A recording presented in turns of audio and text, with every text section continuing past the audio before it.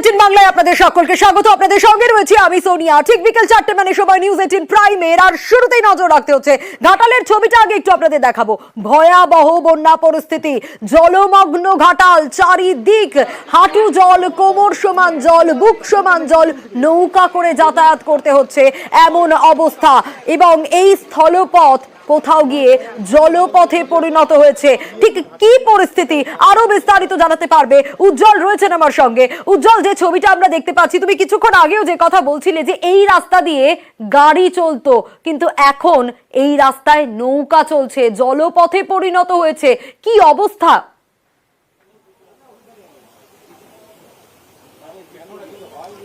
দেখো, দু একদিন আগেও কিন্তু এটা রিক্সা স্ট্যান্ড, অটো স্ট্যান্ড, টোটো স্ট্যান্ড ছিল, কিন্তু এখন এটা নৌকা স্ট্যান্ডে পরিণত হয়েছে।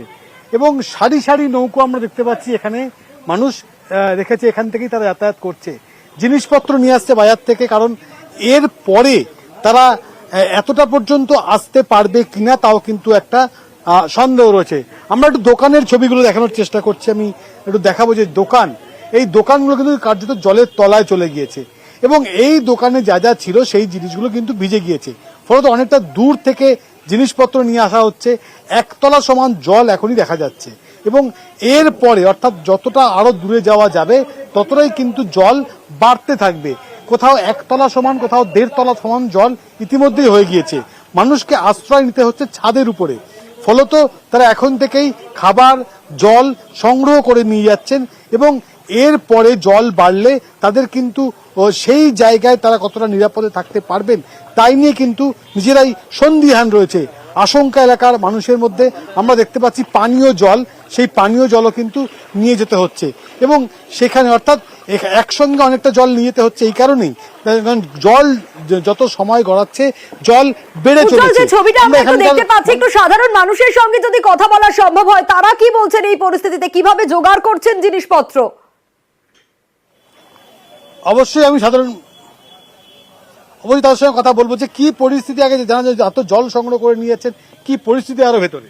ব্যাপারটা হচ্ছে আমাদের ট্যাপ কল সব ডুবে গেছে বন্যায়, তো পানীয় জল সমস্যা হচ্ছে, সেই কারণে জল নিয়ে যেতে হচ্ছে। জল এবং খাবার দাবার সবই নিয়ে যেতে হচ্ছে? হ্যাঁ, সবই নিয়ে যেতে হচ্ছে। কেন ওখানে মানে এখনো বলছে যে জলস্তর কোন জায়গাতে গিয়ে পৌঁছেছে? জলস্তর সামান্য কমেছে, যেইটা বাড়ছিল তার থেকে সামান্য কমেছে, কিন্তু এখনো কি পরিস্থিতি? এখনো প্রায় একই জল আছে। জল ছেড়েছে বলো, অবশ্যই। হ্যাঁ, কি অবস্থা বলছেন? আবার জল ছেড়েছে, আবার জল বাড়ার সম্ভাবনা আছে, মানে খুব কমেনি, মানে একটু সামান্য কমে, এক চাক করে এরকম কমেছে। কিন্তু জল তো আরো বাড়ার আশঙ্কা সম্ভাবনা আছে, জল বাড়ার সম্ভাবনা আছে। আমরা ওই টিউবওয়েল টাঙিয়ে ছাদের উপরে আছি, হ্যাঁ, আর ওইখান থেকে সব খাবার দাবার এসে নৌকায় করে ডোঙায় করে নিয়ে যে খাবার দিয়ে সব খাচ্ছি আমরা সবাই মিলে, আর এইভাবে চলছে, এইভাবে আর কি। আর কোনো জল টল পাচ্ছি না কোথাও। অর্থাৎ কল জলের তলায় পৌঁছে গিয়েছে।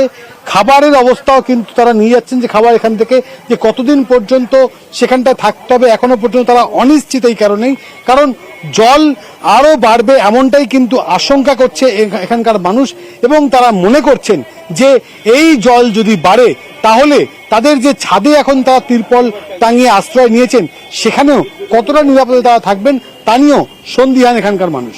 একদমই উজ্জ্বল, পরিস্থিতির দিকে নজর রাখো, ছবিও দেখাবো। প্রশাসন ততটা তৎপর, প্রশাসনের তরফ থেকেও কিন্তু ব্যবস্থা করা হচ্ছে, ত্রাণ শিবিরে সাধারণ মানুষকে নিয়ে যাওয়া হচ্ছে এবং সেই ছবিটা একটু দেখাবো আপনাদের।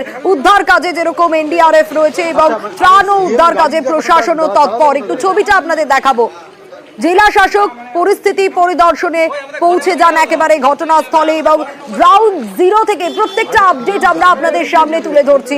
ঘাটালের একাধিক এলাকা জলমগ্ন, আর এই ঘাটালে এই ভয়াবহ বন্যা পরিস্থিতির পরিদর্শনে যাবেন মমতা বন্দ্যোপাধ্যায়। আজ আমরা কিছুক্ষণ আগে দেখাচ্ছিলাম পরশুরা বিভিন্ন প্রান্তে তিনি পৌঁছে গিয়েছিলেন, এলাকা পরিদর্শন করছিলেন। আজই ঘাটালের এই ভয়াবহ বন্যা পরিস্থিতি দেখতে তিনি যাবেন, এমনটাই কিন্তু জানানো হয়েছে কিছুক্ষণ আগে। স্বয়ং মুখ্যমন্ত্রী নিজে এই কথা জানিয়েছেন যে আজই ঘাটালে তিনি পৌঁছচ্ছেন এবং ঘাটালের ভয়াবহ বন্যা পরিস্থিতি আজই পরিদর্শন করবেন মমতা বন্দ্যোপাধ্যায়। কি বলেছেন তিনি শোনাবো। ঘাটালের দিকে রাস্তা বন্ধ আছে, সব জলে ব্লক আছে, এত জল তো জীবন ছাড়েনি। কাজে আমি এখন ঘাটালের দিকে যাচ্ছি, যেখানটায় খালি দেখার মতো সুযোগ সেই জায়গাটায় থামবো। আমি ওখান থেকে মেছোগ্রাম হয়ে মিদনাপুর যাবো, নিয়ে আজকে রাত্রে মিদনাপুর থাকবো, কালকে আমি পাঁশকুড়ার দিকে যাবো। আরো বিস্তারিত আবিরের কাছ থেকে জানবো। আবির, বিভিন্ন প্রান্তের ছবি আমরা দর্শকদের দেখাচ্ছি। মমতা বন্দ্যোপাধ্যায় নিজে পরিদর্শন করছেন বিভিন্ন এলাকা এবং ঘাটালে ভয়াবহ অবস্থা, সেই পরিস্থিতিও আজ খতিয়ে দেখতে পৌঁছে যাবেন মমতা বন্দ্যোপাধ্যায়। প্রথমত থেকে ঘাটাল প্রত্যেক বছরই বন্যাতে দেখতে পাওয়া যায় যে এই ধরনের ছবি, এবং ঘাটালের বন্যা প্রত্যেক বছর রাজ্য প্রশাসনকে যথেষ্ট চিন্তাতেও রাখে, এবং রাজ্যের তরফ থেকে অভিযোগও করা হয় যে যতক্ষণ না পর্যন্ত ঘাটার মাস্টার প্ল্যান পুরোপুরিভাবে বাস্তবায়িত হচ্ছে ততক্ষণ পর্যন্ত মানে বন্যা হলে এই ধরনের পরিস্থিতির শিকার হতে হয় তাদেরকে। যদি অনেকেই বলছেন এবারের ঘাটালের বন্যা পরিস্থিতি অন্যান্য বারের তুলনায় আরো অনেকটা বেশি বৃদ্ধি পেয়েছে, এবং সেই ধরনের ছবিও লক্ষ্য করতে পারা যাচ্ছে। ঘাটালের কাছাকাছি পৌঁছে গেছেন মমতা বন্দ্যোপাধ্যায়, বেশ কিছুক্ষণের মধ্যেই তিনি পৌঁছে যাবেন। এই মুহূর্তে রামজীবনপুর তিনি অতিক্রম করে গিয়েছেন, তবে তিনি যেটা উল্লেখ করেছেন যতদূর পর্যন্ত যাওয়া আজকে সম্ভব হবে সেখানে যাবেন, এবং তার মূল বিষয় হচ্ছে যে ফ্লাড শেল্টার যেগুলো রয়েছে এবং এছাড়া প্রশাসনের তরফ থেকে যে ব্যবস্থাগুলো গ্রহণ করা হয়েছে সেই বিষয় নিয়ে নজরদারি করা, কথা বলা, এবং যারা স্থানীয় বাসিন্দা যাদেরকে উদ্ধার করে নিয়ে আসা হয়েছে তাদের পাশে যে প্রশাসনের তরফ থেকে সরকারের তরফ থেকে চেষ্টা চালানো হচ্ছে, কাজ করা হচ্ছে, সাহায্য করা হবে, এই সংক্রান্ত বার্তাই মূলত তাদের তিনি দেওয়ার চেষ্টা করবেন। ফলে হুগলির একাধিক জায়গা পরিদর্শনের পর তিনি ইতিমধ্যে পশ্চিম মেদিনীপুর পৌঁছে গেছেন। কিছুক্ষণের মধ্যে ঘাটালের যে বন্যা পরিস্থিতি সেটা তিনি পরিদর্শন করার জন্য যাচ্ছেন। বেশ আবির, অবশ্যই পরিস্থিতির দিকে নজর রাখো এবং বন্যা পরিস্থিতির সরেজমিনে ম্যানমেড বন্যার অভিযোগে সরব হয়েছেন মুখ্যমন্ত্রী। কেন্দ্রের বিরুদ্ধে ড্রেজিং না করার অভিযোগ এনেছেন। হুগলিতে পরিস্থিতি পরিদর্শনে গিয়ে সরব মমতা বন্দ্যোপাধ্যায়। ডিভিসির জলে দক্ষিণবঙ্গের একাধিক জেলায় ভয়াবহ প্লাবন পরিস্থিতি, আর দুপুরে গ্রাউন্ড জিরোয় পৌঁছে গিয়েছিলেন মমতা বন্দ্যোপাধ্যায়। অভিযোগ করেছেন পরিকল্পনা করে বাংলাকে ডোবানো হয়েছে। 3.5 লক্ষ কিউসেকের ওপর জল ছেড়েছে, মানে ম্যানমেড ফ্লাড, পরিকল্পিতভাবে বাংলাকে ডুবিয়েছে নিজেদের রাজ্যকে বাঁচাবার জন্য। বারবার বলে বলে বলে বলে ফেড আপ হয়ে যাচ্ছি। কেন্দ্রীয় সরকার ড্রেজিং করে না, ডিভিসি আরো 2 লক্ষ কিউসেক জল রাখতে পারে। যখন তোমাদের 70% ভরে, 80% ভরে, তখন তোমরা কেন ছাড়ো না? আর নিজেদের রাজ্যটাকে বাঁচাও, আর সবটা বাংলার উপরে ঠেলে দাও। বাংলার কত বঞ্চনা সহ্য করবে? আবারও আবিরের কাছেই ফিরবো। আবির, পরশুরায় যখন প্রথম মমতা বন্দ্যোপাধ্যায় নামলেন পরিদর্শনে, তিনি স্পষ্ট এই কথা বললেন যে বিগত 15 বছরে কিন্তু এই ছবি দেখেনি, বহু মানুষও এই কথা বলছেন, এবং পরিকল্পনা করে বাংলাকে ডোবানোর চেষ্টা, ডোবানো হয়েছে, ম্যানমেড ফ্লাড।